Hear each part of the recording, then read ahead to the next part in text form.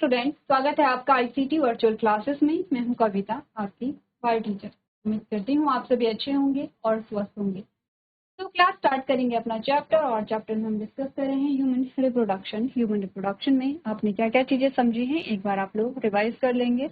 जैसे जैसे स्लाइड्स आगे हो रही हैं वैसे वैसे आप अपने टॉपिक देख लेंगे, आपने क्या क्या चीजें अभी तक डिस्कस की हैं। तो क्योंकि इस चैप्टर में लेंथी तो नहीं कहेंगे, लेकिन हाँ डायग्रामेटिक जो टॉपिक है वो ज़्यादा है यहाँ पे, तो आपको चीज़ें थोड़ा सा ध्यान रखनी है। लेबलिंग पे ध्यान देंगे। हम यहाँ पर बात कर रहे हैं जो एम्ब्रियोनल डेवलपमेंट है उसके बारे में। एक बार फिर से हम यहाँ पे सबसे पहले इस को क्या करेंगे, रिवाइज करेंगे, ठीक है। उसके बाद आगे बढ़ेंगे। तो मैं यहाँ पर जैसे नंबरिंग डाली हुई है, तो नंबरिंग के अकॉर्डिंग मैं यहाँ पे रिवाइज कर रही हूँ। आप अपनी स्क्रीन पे ध्यान से देखिए, और अपने नोट्स जो आपने नोट किए होंगे उन्हें भी आप ध्यान से देखिए। नंबर 1 जो इमेज हमें बताती है वो है आफ्टर फर्टिलाइजेशन। एंड जब हमने देखा कि मेल एंड फीमेल गैमीट के फ्यूजन से जाइगोट बना है जो डिप्लॉइड है यहाँ पे, उसके बाहर जोना पैलिसिडा के लेयर है, ठीक है। अब हमने कहा जब माइटोसिस होती है इसमें, जिसे हम क्लीवेज कहते हैं, और 1 से 2 सेल यहाँ पर बने हैं। फिर से यहाँ पे 2 सेल से 4 सेल बनी है। अब हम इन 4 सेल्स वाले स्ट्रक्चर को हम क्या कहेंगे, एम्ब्रियो कहेंगे, और इन सेल्स को हम ब्लास्टोमेस्ट कहते हैं। बाहर जोना पैलिसिडा के लेयर एज इट इज यहाँ पर दिखाई। नेक्स्ट हमने बात की है जो एम्ब्रियो है, जब उसमें 8 से 16 सेल यहाँ पर बन जाती हैं। अब हम इसको क्या कहेंगे, मॉरुला कहेंगे, ठीक है। और मॉरुला अब क्या होता है, जो यूट्रस है उसकी कैविटी में आ जाता है, जैसे कि आपको यहाँ पर दिखाई। जो मॉरुला है वो अब क्या है, यूट्रस की कैविटी में आ गई। जैसे जैसे डिवीजन होते रहते हैं वैसे वैसे जो यहाँ पे डेवलपिंग जाइगोट है या फिर जो एम्ब्रियो है वो इस समझ से एम्ब्यूला की तरफ यहाँ पर क्या होता है, वो एम्ब्यूला से स्टमक की ओर यहाँ पे क्या होता है, मूव करता है, ठीक है। रिप्रोडक्शन या फर्टिलाइजेशन कहाँ पर हुआ है, एम्ब्यूला में हुआ है, और एम्ब्यूला से स्टमक की ओर ये बढ़ता चला जाएगा जिससे कि ये यूट्रस की कैविटी में आ जाता है। तो फोर्थ इमेज आपने देखी जिसमें हमने कहा फोर्थ डे में ये कहाँ आ गया है, यूट्रस की कैविटी में आ गया। फिफ्थ जो इमेज आपको बताती है उसमें जो ब्लास्टोमेर है वो 2 लेयर में अरेंज हो जाते हैं। आउटर लेयर जो है, जो आपको बोले आपको दिखाई दे रहे हैं रेड कलर के, उन्हें हमने ट्रोफोब्लास्ट कहा है। नीचे आपने कहा ब्लू सेल्स जो हैं वो एक गुच्छा बना लेते हैं जिन्हें इनर सेल मास या एम्ब्रियोब्लास्ट कहा जाता है। इस पूरे स्ट्रक्चर को हम ब्लास्टोसिल कहेंगे, और अभी तक जोना पैलिसिडा। अब क्या है यहाँ पे, ये फिफ्थ डे इसका डे की बात हो रही है। फिर आपने कहा जब 7th डे आता है तो अब यहाँ पर क्या है, जो ब्लास्टोसील है वो इम्प्लांट करता है एंडोमेट्रियम में। उससे पहले जोना पैलिसिडा अब यहाँ पे हटेगा। ध्यान से देखिए जोना पैलिसिडा बनी कहाँ पर, जब गैमीट फॉर्मेशन चल रहा था तब यहाँ पे जोना पैलिसिडा बनी थी, जब आपने ग्राफियन फॉलिकल की यहाँ पे बात, ठीक है। वहां से लेकर के यहाँ तक आपने कहा कि जोना पैलिसिडा बनती चल गया, जोना पैलिसिडा बनी, ठीक है। जोना पैलिसिडा टूट जाती है और जो यहाँ पे जो ब्लास्टोसिस्ट है वो यहाँ पे क्या होता है, रिलीज हो जाता है, ठीक है। तो ब्लास्टोसिस्ट रिलीज होगा तो उसमें क्या क्या पार्ट्स हैं, एक तो आपने कहा एफी ब्लास्ट है, एक तो आपने कहा ट्रोफोब्लास्ट है यहाँ पर, एक आपने कहा इनर सेल मास है, ठीक है। ये जो सेल मेम्ब्रेन है, सेल मेम्ब्रेन के अंदर आपने कहा कि 2 लेयर्स हैं, ट्रोफोब्लास्ट है और इनर सेल मास है, बाकी आपने साइटोप्लाज्म, ठीक है।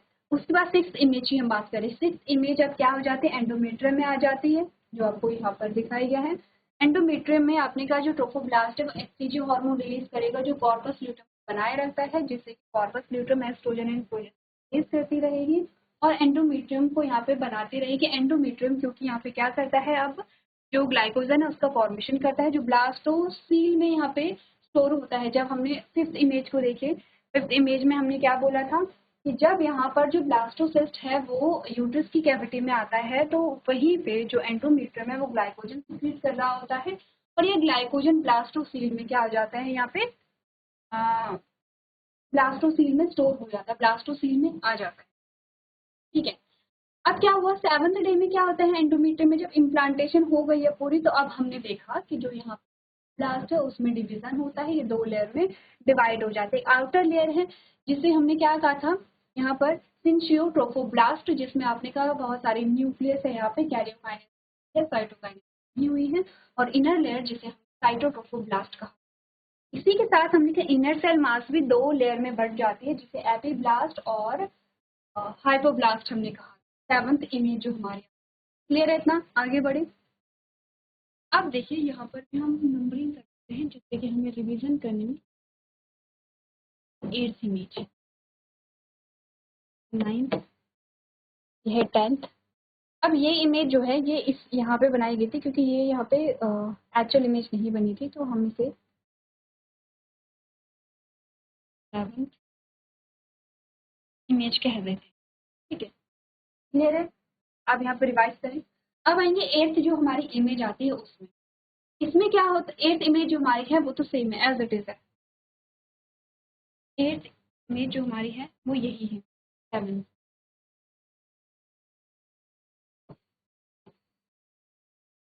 ये जो पिछली इमेज है वही बनाई है, 8th इमेज ये है, 9th ये है और ये 10th है, और इसी को हमने यहाँ पे सही बनाया था जो पूरी नहीं, ठीक है।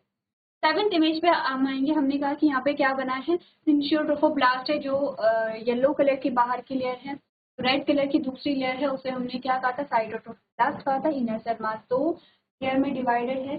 जो डार्क ब्लू कलर का है उसे हमने एपिब्लास्ट कहा था, लाइट ब्लू कलर का है उसे हमने क्या कहा था यहाँ पे, हाइपोब्लास्ट। अब एपिब्लास्ट और हाइपोब्लास्ट में चेंजेस आते हैं। 8th इमेज देखिए, आपने कहा एपिब्लास्ट जो है वो एक डोम शेप का यहाँ पे बन जाता है, ठीक है, जिसमें हमने कहा, और सेम जो यहाँ पर हाइपोब्लास्ट है वो भी डोम शेप का बनता है, तो ये बनाता है यहाँ पे, देखिए ये डोम शेप का कैसे बना, आपने कहा इस प्रकार का स्ट्रक्चर,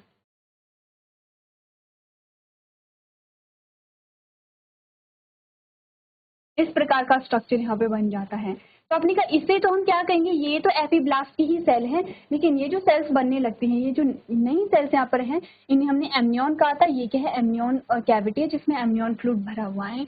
और आपने कहा जो हाइपोब्लास्ट है, ये वाली सेल्स है, ये तो हाइपोब्लास्ट की सेल्स है, और आपने कहा ये जो है वो यॉर्क सेल बनाता है, जो 8th इमेज हमारी आती है। अब आते हैं 9th इमेज पे, कि 9th इमेज में क्या हुआ। 9th इमेज में सिर्फ इतना चेंज आया है कि यहाँ पे एक्स्ट्रा एम्ब्रियोनिक मेसोडर्म आता है, जो साइटोट्रोफोब्लास्ट के अंदर पूरा यहाँ पे कवर हो जाता है, और वो यहाँ पे हाइपोब्लास्ट, यॉर्क सैक, एमनियन और एपिब्लास्ट सभी को क्या कर देता है, कवर कर देता है, ठीक है। 10th इमेज में यहाँ पर जो बनी हुई है, सेकेंड 10th जो लास्ट जो इमेज आपकी आती है उसमें देखिए, इसमें हमने कहा कि जो यहाँ पे एक्स्ट्रा एम्ब्रियोनिक मेसोडर्म है वो टूटने लगती है, बीच बीच से टूटने लगती है।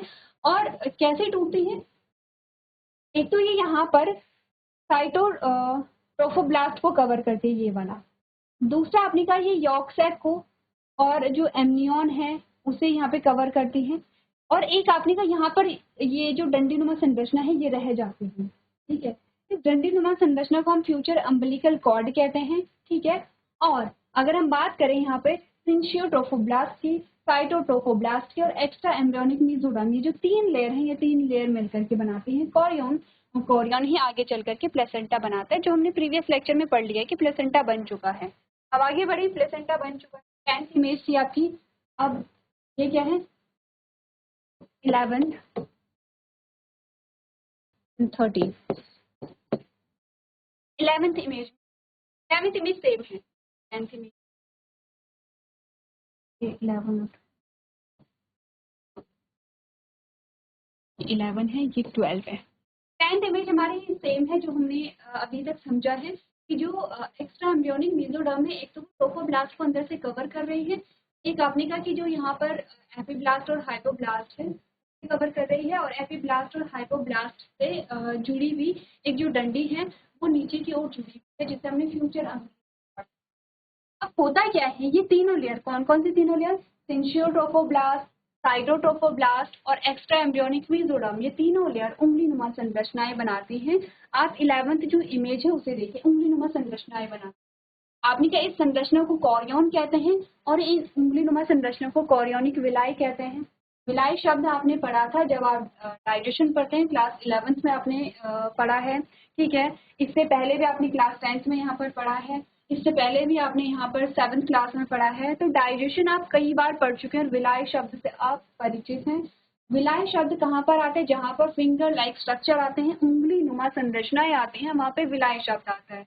तो हम क्योंकि कोरियन में उंगली नुमा संरचना है, हमें क्या कहेंगे, कोरियोनिक विलाई से कहेंगे। और अम्बिलिकल कॉर्ड आप समझते हैं यहाँ। अब हमने कहा कि प्लेसेंटा का फॉर्मेशन कैसे हुआ है, अब आते हैं 12th जो हमारी इमेज है, जो लास्ट वाली इमेज है जो प्रीवियस लेक्चर में हमने की थी। हमने कहा कि ये जो आपकी सिंसियो ट्रोफोब्लास्ट है, ये बीच बीच से क्या होती है यहाँ पे, ये बीच बीच से क्या होती है यहाँ पे, आपने कहा ये बीच बीच से ऐसे टूटने लगती है, ठीक है।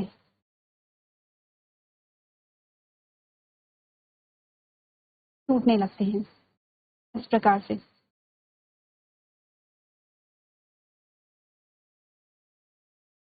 और जब ये बीच बीच से टूटने लगती हैं तो यहाँ पर क्या फिल हो जाता है, क्या भर जाता है, जो माता का जो ब्लड होता है, मदर का जो ब्लड होता है, वो यहाँ पर ब्लड वेसल से मदर का जो ब्लड है वो यहाँ अंदर आ जाता है। और आपने कहा कि ये जो आपके पास क्या आती हैं, ये वाला स्थान जो है, ठीक है, वाला स्थान जो है, यहाँ क्या भर जाता है, मदर का ब्लड भर जाता है। अब ध्यान से आपको ये देखना है, ये मदर का ब्लड है।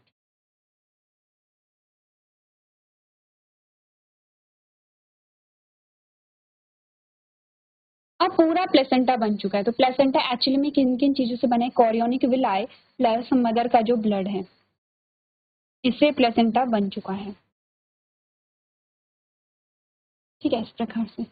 अब चीजें ध्यान क्या रखनी है, ये समझ, चीजें ध्यान ये रखनी है, आपने कहा मदर और फीटस का ब्लड कभी भी मिक्स नहीं होता है। मदर के ब्लड से जो भी न्यूट्रिशन यहाँ पर फीटस को या डेवलपिंग एम्ब्रियो को चाहिए होगा, वो किसके थ्रू जाएगा, यहाँ पर आपने कहा ये यहाँ जाएगा। अच्छा, फीटस और प्लेसेंटा को जोड़ने वाली कड़ी कौन सी है, आपने कहा अम्बिलिकल कॉर्ड है यहाँ पे, ठीक है। हमने कहा कि यहाँ पर क्या होता है, इनका जो ब्लड है वो मिक्स नहीं होता है, पहली चीज तो ये ध्यान रखनी है। दूसरी चीज आपको ये ध्यान रखनी है यहाँ पर कि जो यहाँ पे प्लेसेंटा का फंक्शन है, वो क्या फंक्शन हमने देखा था, हमने कहा था कि ये क्या करेगा, अब जो चीज़ों पर क्या करेगा, ट्रांसपोर्टेशन करेगा, जैसे कि न्यूट्रिशन हो गया है, जैसे कि जो यहाँ पे क्या है, जो जिनका पाचन नहीं हुआ है, और जो एक्सक्रीटरी मटेरियल है या जो वेस्ट मटेरियल है, उसे क्या करेगा, यहाँ से फीटस से किस में भेजेगा, जो मदर के ब्लड है उससे थ्रू ये बाहर निकाल। इतनी बात हम कर चुके हैं। अब हम आज गैस्ट्रुलेशन की बात करने वाले हैं, उससे पहले आप इतनी जो इमेज है उसे करिए। अच्छा, इससे पहले ये जो आपका अम्बिलिकल कॉर्ड है, अब आप इस साइड बनाए तो ज़्यादा बेटर होगा। किस साइड, जो आपकी क्या है, कोरियोनिक विलाई है, इस अम्बिलिकल कॉर्ड को हम साइड बनाएं तो ज़्यादा बेटर होगा।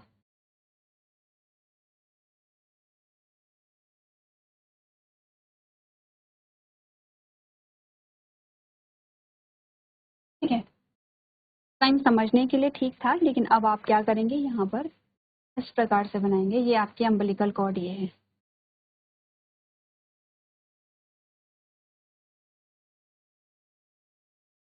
तो स्ट्रक्चर आपको पता है, आउटर लेयर जो येलो कलर की है वो क्या है, सिंशियोट्रोफोब्लास्ट है। उसके बाद आपने कहा ये जो आती है रेड कलर की, ये क्या है, साइटोट्रोफोब्लास्ट है। और ये ग्रीन कलर की जो आप देख रहे हैं, ये क्या है, एक्स्ट्रा एम्ब्रियोनिक मेसोडर्म है। और ये जो स्ट्रक्चर है आपका, ये क्या है, अम्बिलिकल कॉर्ड है, ये वाला स्ट्रक्चर जो बचा हुआ है आगे। ये बातें क्लियर है। अच्छा, एक और चीज जो हम आगे डिस्कस करने वाले हैं, आपने कहा ये जो एपीब्लास्ट है, ये वाला जो पोर्शन है, इसी से क्या होगा, हमें पढ़ना है, ठीक है। और इसी में अब चेंजेस आते हैं, वो हमें समझने थे, और आप लोग डायग्राम को देख लेंगे। अब आगे की बात करते हैं। आगे जो चेंज आता है वो आता है यहाँ पर एपीब्लास्ट में। तो सबसे पहले एपीब्लास्ट का स्ट्रक्चर हम यहाँ पे बना लें। एपीब्लास्ट क्या है, किस प्रकार का स्ट्रक्चर है, इस प्रकार से हमने एपीब्लास्ट को देखा है।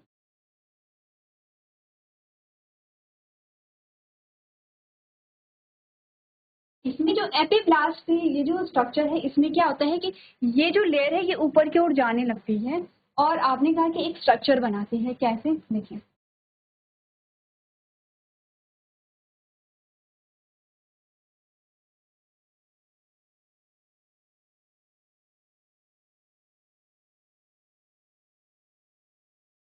ठीक है, ये स्ट्रक्चर बनाती है।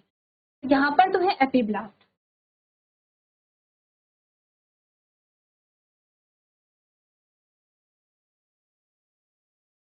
ये तो एपीब्लास्ट है। और यहाँ पर आता है हाइपोब्लास्ट, ये हाइपोब्लास्ट, ठीक है। हाइपोब्लास्ट को हम बनाए,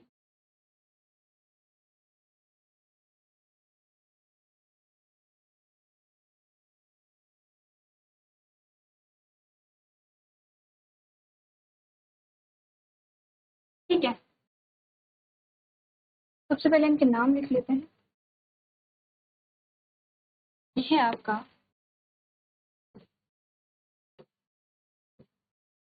प्रिमिटिव नोड और ये है आपका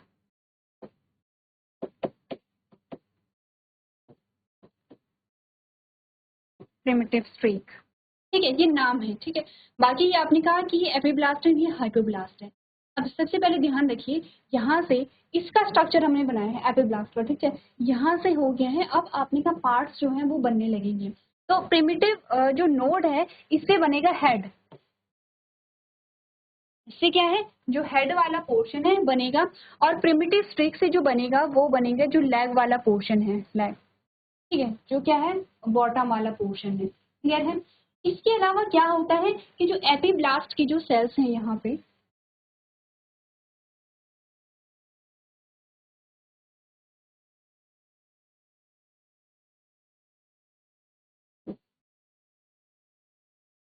इसके अलावा क्या होता है, जो यहाँ पर जो एपिब्लास्ट है, एपिब्लास्ट के जो सेल हैं वो यहाँ अंदर इकट्ठा होने लगते हैं। एपिब्लास्ट के सेल्स को हम रेड कलर से ही दिखाऊंगा।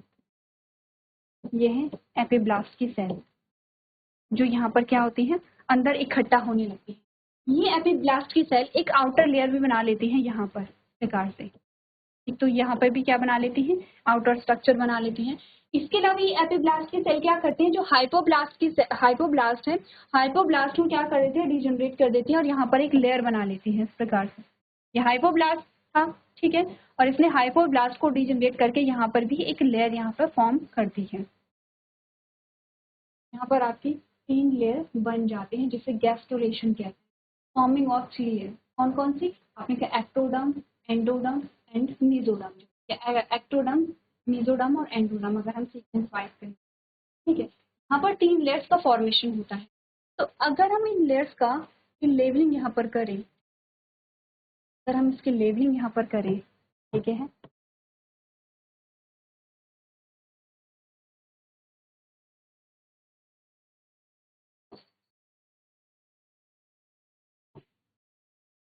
हेड और ये है लेग।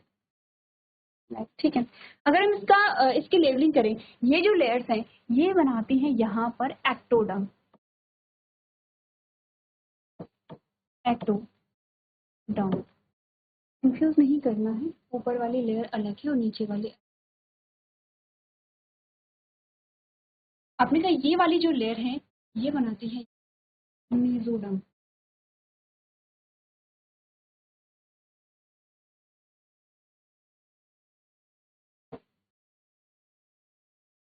और ये वाली जो लेयर है ये बनाती है यहाँ पर एंडोडर्म। एंडोडर्म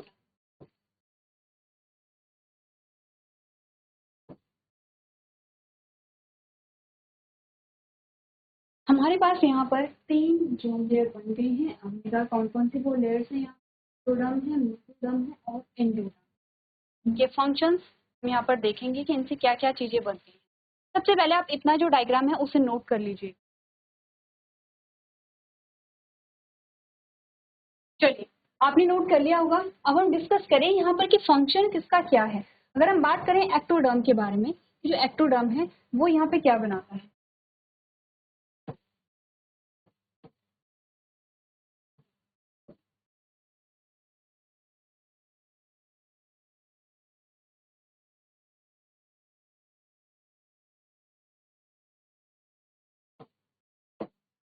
एक्टोडर्म आपका बनाएगा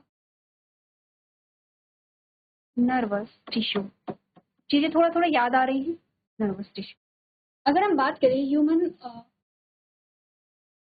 टिश्यू के बारे में, आपने क्लास 9th में ही आपके पास एक टॉपिक आया था। अगर हम बात करें यहाँ पर टिश्यू के बारे में या एनिमल टिश्यू के बारे में हम बात करें, तो हमने बोला था एनिमल टिश्यू 4 टाइप का होता है। सबसे पहले एपिथेलियल टिश्यू, दूसरा आता है कनेक्टिव टिश्यू, तीसरा आता है मस्कुलर टिश्यू और चौथा आता है नर्वस टिश्यू। हमारे 4 टिश्यू आते हैं। अब ध्यान रखिए, क्योंकि हमने कहा कि हमारे जो भी बॉडी बनी है अपनी सेल से मिलकर के बनी है। सेल्स बनाते हैं टिश्यू को, टिश्यू बनाते हैं ऑर्गन्स को, ऑर्गन बनाते हैं ऑर्गन सिस्टम, ऑर्गन सिस्टम बनाते हैं पूरी बॉडी। तो हम कह सकते हैं कि इन्हीं 4 टिश्यू से हमारे जो बॉडी के ऑर्गन है वो फॉर्म होंगे। आगे बात करें यहाँ पे, अब हमने क्या बोला है, हमने बात की है यहाँ पर कि जो एक्टोडर्म है वो बनाता है नर्वस टिश्यू। मेसोडर्म क्या बनाता है, मेसोडर्म बनाते हैं यहाँ पर कनेक्टिव टिश्यू को और मस्कुलर टिश्यू को। मैं शॉर्ट में लिख रही हूँ, आप लोग फुल फॉर्म लिख लेंगे क्योंकि यहाँ पे इनफ स्पेस नहीं है। एंडोडर्म जो बनाता है वो एपिथेलियल टिश्यू बनाता है, लेकिन एपिथेलियल टिश्यू को सिर्फ एंडोडर्म नहीं बल्कि ये तीनों बनाते हैं। तो ये एपिथेलियल टिश्यू ये भी बनाएगा, ये भी एपिथेलियल टिश्यू बनाएगा। तो थोड़ा सा यहाँ पर जो चीजें हैं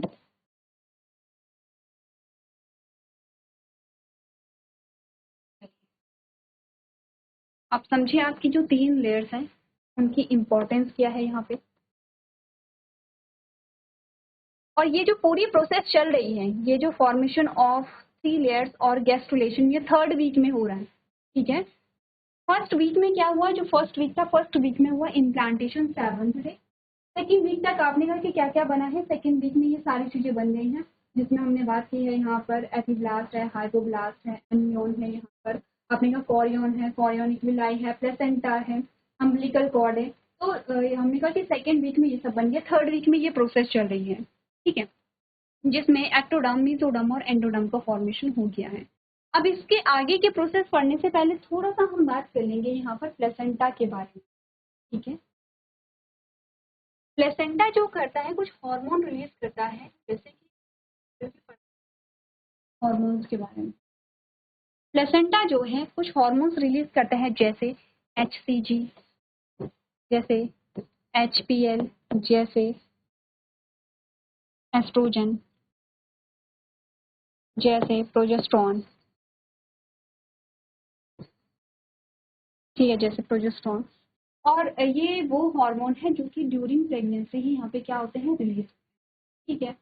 तो हमने कहा कि यहाँ पर क्या है, जो प्लेसेंटा है उसके फंक्शंस हमने देखे। एक तो ये है कि ठीक है, चीज़ों को क्या कर रहा है यहाँ पर, एक्सचेंज कर रहा है, और जो यहाँ पे डेवलपिंग एम्ब्रियो है उसे क्या देगा, नरिशमेंट प्रोवाइड कराएगा।